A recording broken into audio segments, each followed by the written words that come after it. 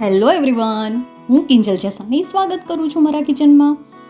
આજે પણ હું એક નવી ફરાળી ડીશ લઈને હાજર છું તમારી સાથે, અને આ ડીશ છે ફરાળી નાનખટાઈ. તો ચલો બનાવીએ. ફરાળી નાનખટાઈ બનાવવા માટે મેં અહીં પર શીંગને શેકીને તેના ફોતરા કાઢી લીધા છે. હવે તેને ક્રશ કરી લેવાની છે. એકદમ બારીક ક્રશ કરીશું. ક્રશ થઈ ગઈ છે શીંગ.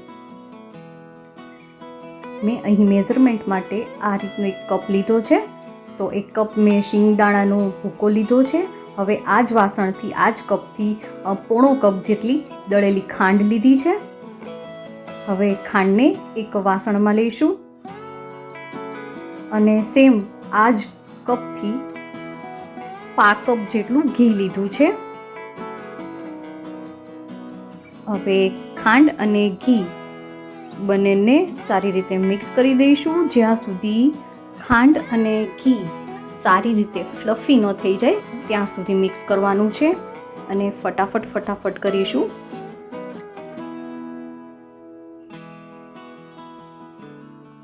આ રીતે જ્યારે ઘી અને ખાંડ થઈ જાય ત્યાં સુધી મિક્સ કરતા રહીશું. સારું એવું ક્રીમી થઈ ગયું છે. હવે આ મિક્સરની અંદર હવે એડ કરીશું જે શિંગદાણા ક્રશ કરીને રાખ્યા છે. તે 1 કપ જેટલા છે. તે થોડા કરીને મિક્સ કરતા જઈશું.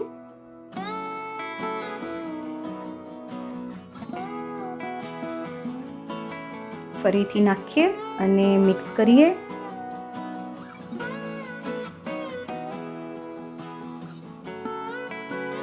ત્યારબાદ એ જ કપથી રાજગરાનો લોટ લઈશું અને એ પણ થોડો કરીને મિક્સ કરતા જઈશું.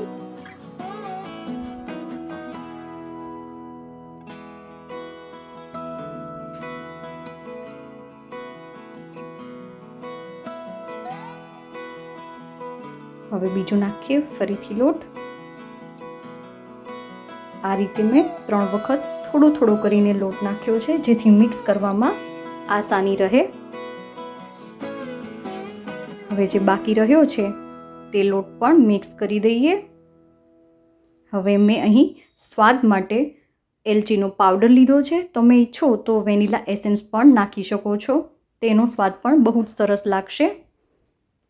હવે હાથથી થોડો મસળી લઈએ. મેં આ ટાઈમ પર કોપરાનું છીણ નાખેલું છે, પણ મારો વિડીયો સ્કીપ થઈ ગયો છે, તો તમે પણ નાખજો. અને તેનું માપ 1/2 કપ જેટલું છે. હવે નાખીશું થોડું દૂધ. જરૂર પ્રમાણે દૂધ નાખો.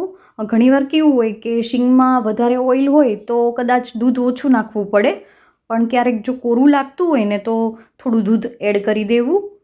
આ રીતે થઈ જશે. હવે નાની નાનખટાઈ બનાવી લઈશું. હાથેથી દબાવીને આ રીતે પોચા હાથે જ દબાવીશું, જેથી કરીને અંદર તિરાડ ના પડી જાય. આ રીતે નાનખટાઈ બનાવી લેવાની છે.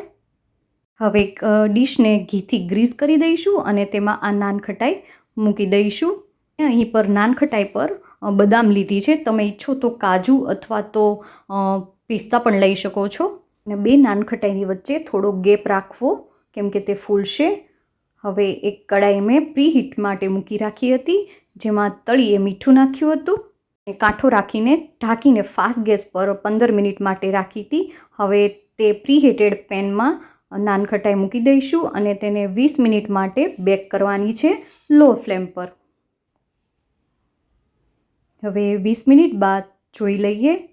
જોઈ શકાય છે સોડા કે બેકિંગ પાવડર વગર સારી એવી ફૂલી ગઈ છે નાનખટાઈ. જે વચ્ચે ગેપ હતો તે પૂરાઈ ગયો છે. હવે આ નાનખટાઈને હાથેથી પકડી શકાય તેટલી ઠંડી થવા દઈશું.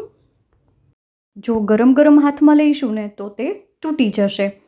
તો આ ઠંડી થયા પછી જે સ્વાદ આવે છે નાનખટાઈનો, ઓહો બહુ જ સરસ આવે છે. અને એમ બી કોઈ બી વસ્તુ બેક કરવા મૂકીએ ને ત્યારે જે એની સુગંધ આવે છે ને તે બહુ જ સરસ આવે છે. તમે પણ ટ્રાય કરજો. અને આ ફરાળી નાનખટાઈ જો તમને પસંદ આવી હોય ને તો લાઈક કરો, શેર કરો અને મારી ચેનલને સબસ્ક્રાઈબ કરવાનું ભૂલતા નહીં. તો ફરીથી નવી રેસીપી સાથે મળીશું. ત્યાં સુધી આવજો.